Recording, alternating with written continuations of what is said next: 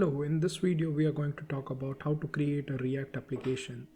So there are a few ways we can use it. So one is the create React application, another one is vite, and there are some other ways as well you can use to do it by yourself, depending installing all the dependencies by yourself in the package JSON and create the webpack or the vite configuration by yourself and doing all those things manually. But these two are the easy ones and the popular ones as well, so because it handles all the tree shaking and all those things. I don't want to dive deep on that topic, but let me explain which one is fast and why should we use like vite or create react app.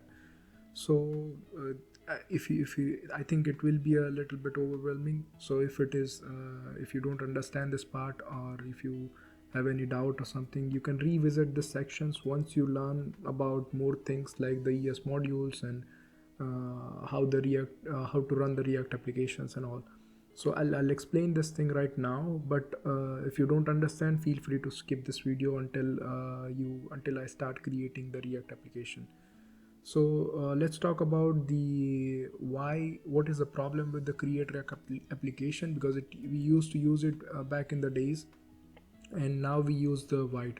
So what used to happen is back in the days ES modules were not there, and it supports natively, and the browser also implements those. So browser can also understand the new code directly in the newer browsers. So but previously it doesn't used to happen like this. So previously we used to compile down to the version that browser understands, and then a browser can read that thing. So what create react app does is, or the other similar old the react app creators used to do this thing. So they have an entry point. So for example, you have index.js or index.tsx file, and then they used to create they have the sub files, subfolders like routes or something like that. So then they used to go through each route, each module. They need to compile it down before the hand. So they need to compile down all the routes, and then then create a bundle out of it, and then your server is ready. So it needs to compile the entire application. There are some other hot modules also introduced in the time, but let's skip that part for now. So they used to create a bundle. Bundle is just like a HTML, JavaScript files, the combination of those things, the static files, and then those things will be served to the browser. So this is the way that they used to use this, and there were some different things in the process as well. Like for example, so this thing uses vite uses the ES build. So ES build is like pre-bundles all the dependencies, and then it uses some different language. Like, so the JavaScript based build bundlers were a bit slow because of the limitation of the language. So Go and Rust were shining. So if you have heard the turbo repo or SWC or something like that, then you must have known that they are super fast. So if you see the comparisons on the pictures, then you will see it's 10 times faster than the create react app, 100 times faster than the create react app.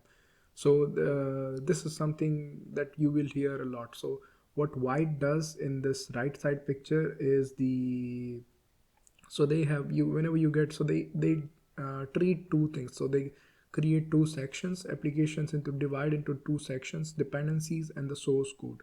So dependencies are like, okay, the third party ones that you are using, for example material UI or something like that, and your source code that you write it down. So now assume that dependencies won't change over the time, so it stays as it is. So when you write down so when you import some material UI, it will stay as it is for the entire time, unless you do something. But most of the time it will stay as it is, and your source code, you will change things on that part. So you change the title, header, footer, whatever. So you change those things on your code, but mostly the dependency stays as it is. So what vite does is vite pre-bundles those dependencies using ES build. As I already mentioned, ES build is written in Go. If I don't know.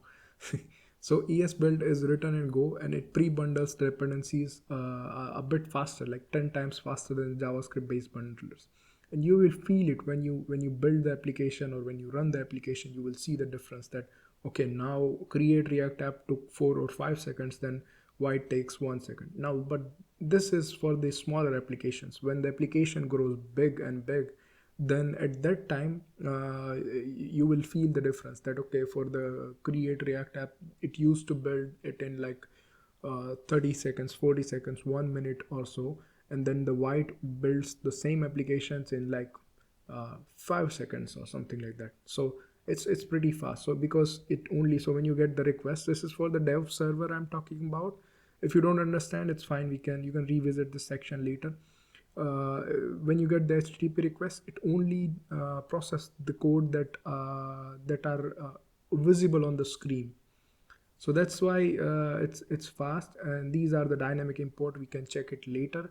So basically, dynamic import is the thing that when, for example, you are on xyz.com/a, so the route is a, then you only load the a part.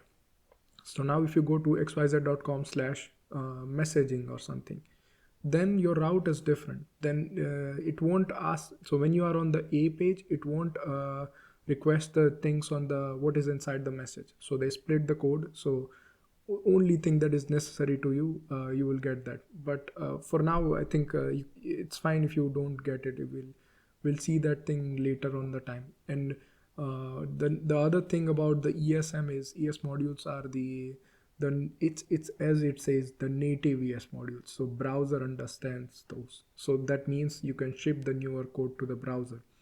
And by that means the bundling process is now the responsibility of a browser understands that. So that's their part. For the old one that they create React app, we need to handle those parts in over here. So now you can understand some responsibility are went to the browser. So browser can efficiently do that. We don't need to worry about that part. So let's see the application. Let's create one of the application. So this is the command. I just get it from here. You can either create a lot of applications: vanilla application, view application, React, Preact, and many more. We have different templates. So let me just create any random application, white project demo. Okay, demo app or something or anything like that, it's fine. And then we can go ahead and create a React application. We can check the TypeScript or TypeScript SWC.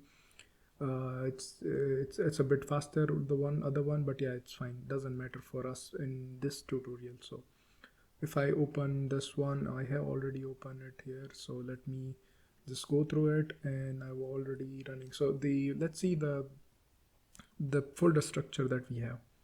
So we usually start with the package.json. So we see all the scripts over here, like which script we are using. So these are the script section. So package.json is most likely the end, you can say the list where you have all those things that what are the scripts, what are the dependencies.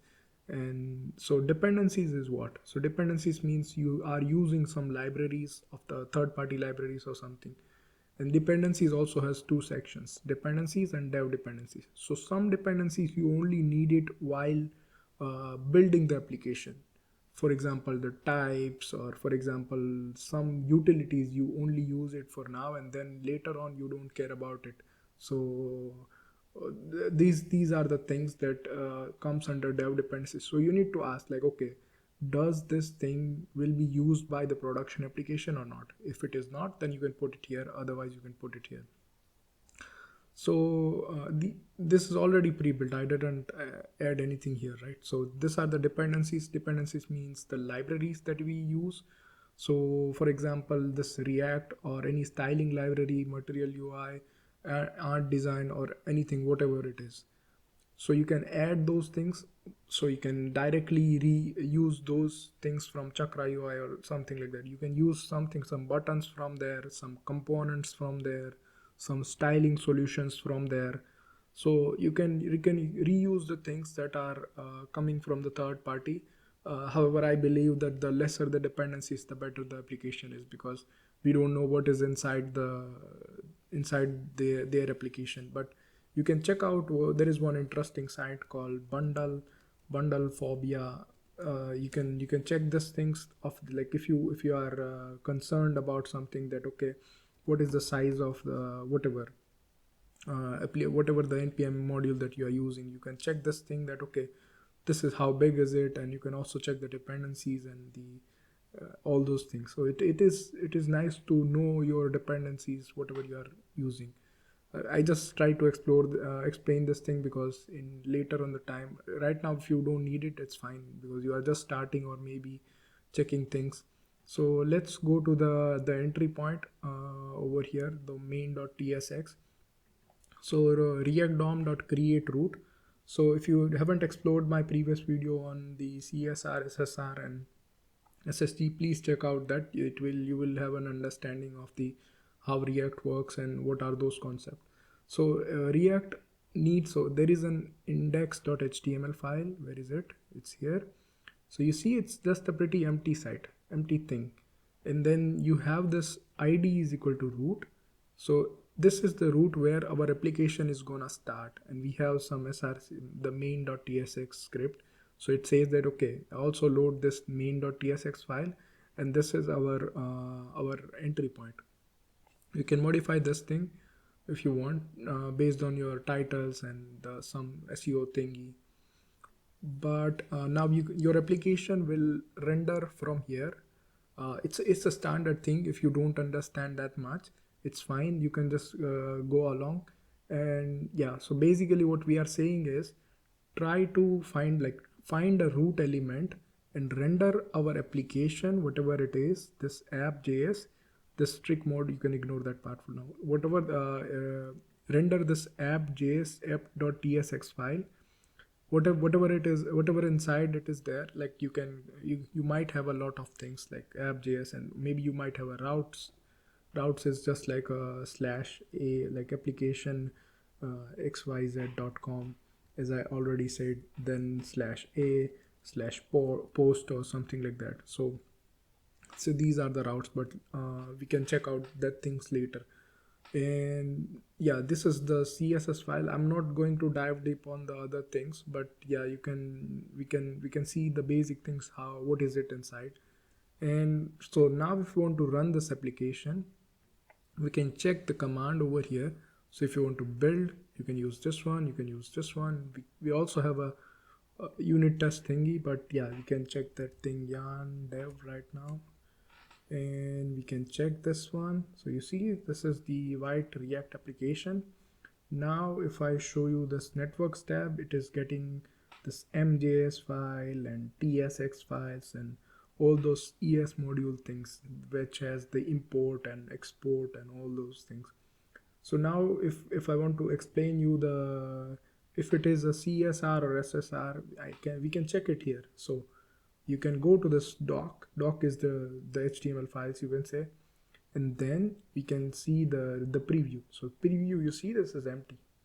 So this is the client side application. So we must be getting a lot of javascript from the, so now if I go to the all, we must see all this javascript that we are getting it from the application back there. So these are the things that we are getting it from our application server. And if I say something, so this is the vite configuration. You can define it as if you want to export it as a library, you can define it here. And there are other configurations regarding the environment variables. If you want to change it or something, we can check those things later.